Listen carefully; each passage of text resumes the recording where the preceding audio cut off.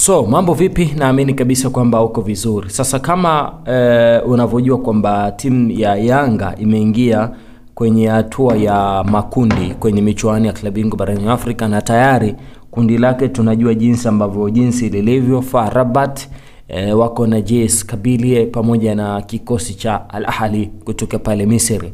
Michezo ambayo itaenda kuanza kuchukua nafasi yake kuanzia tarehe 20 ya mwezi wa tarehe 20 ya mwezi wa 11.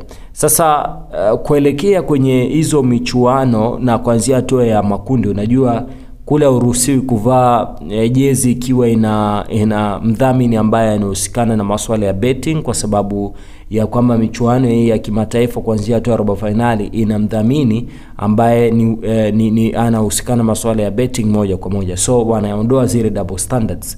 So kwenye hilo timu nyingi zimekuwa zikichukua wigo mwingine wa kutoa jezi nyingine za kimataifa. Sasa taarifa nilionayo ni kwamba Young Africans wataenda kuzindua jezi ya kimataifa. Kama si leo basi itakuwa ni kesho, ambayo itakuwa inamaanisha Yanga wanaenda kwenye michuano ya kimataifa wakiwa na jezi zao mpya kabisa za kimataifa. Na hizi jezi mara nyingi zikitolewa zinauzwaga kwa bei kidogo iliyochangamka. Mathalan waga ni kati ya 50,000 mpaka 45,000.